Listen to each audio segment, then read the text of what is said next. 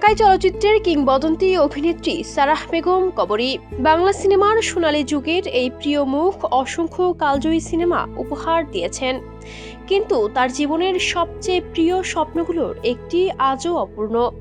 মৃত্যুর 5 বছরেরও বেশি সময় পেরিয়ে গেলেও কবরীর পরিচালিত শেষ সিনেমা এই তুমি সেই তুমি এখনো মুক্তির মুখ মেলেনি, বরং ছবিটি ঘিরে তৈরি হয়েছে রহস্য আর পরস্পর বিরোধী তথ্য।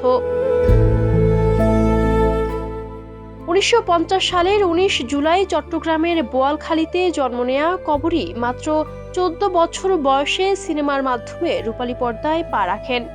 এরপর সুজন সখী, সারেং বউ, ময়নামতি, নীল আকাশের নিচে ও তিতাস একটি নদীর নামের মতো অসংখ্য জনপ্রিয় সিনেমায় অভিনয় করে হয়ে ওঠেন বাংলা চলচ্চিত্রের এক অবিস্মরণীয় নাম। শুধু অভিনয়েই থেমে থাকেননি কবরী। 2006 সালে আয়না সিনেমা পরিচালনার মাধ্যমে নতুন পরিচয়ে হাজির হন। এরপর দীর্ঘ 14 বছর বিরতি দিয়ে সরকারি অনুদানে শুরু করেন তার স্বপ্নের প্রকল্প এই তুমি সেই তুমি। কাহিনী, চিত্রনাট্য ও সংলাপ সবই লিখেছিলেন নিজের হাতে। মুক্তিযুদ্ধ ও সমসাময়িক সময়ের গল্প নিয়ে নির্মিত এই ছবিতে অভিনয় করেছেন নিশাত সালওয়া ও রায়হান রিয়াদ। 2020 সালে শুরু হয় ছবির শুটিং। তখন সারা বিশ্বে করোনা মহামারীর ভয়াবহ পরিস্থিতি।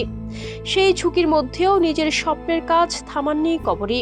শুটিং প্রায় শেষ, বাকি ছিল মাত্র 2 দিনের কাজ। কিন্তু 2021 সালের এপ্রিলে করোনা ভাইরাসে আক্রান্ত হয়ে হাসপাতালে ভর্তি হন তিনি। 17 এপ্রিল তার মৃত্যুতে থেমে যায় ছবির ক্যামেরা।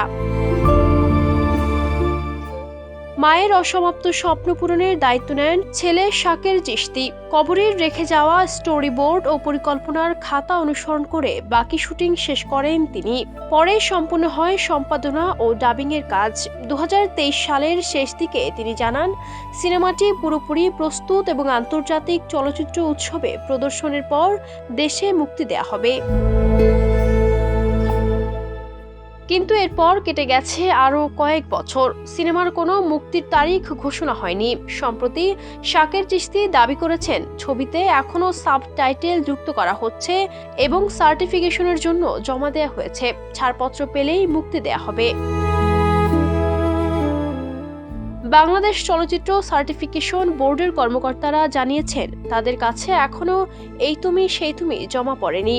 অন্যদিকে তথ্য ও সম্প্রচার মন্ত্রণালয়ের সংশ্লিষ্ট সূত্র বলছে, সরকারি অনুদানের ছবির শুটিং শেষ হলে মন্ত্রণালয়কে জানাতে হয় এবং পরবর্তী প্রশাসনিক প্রক্রিয়া সম্পূর্ণ করতে হয়।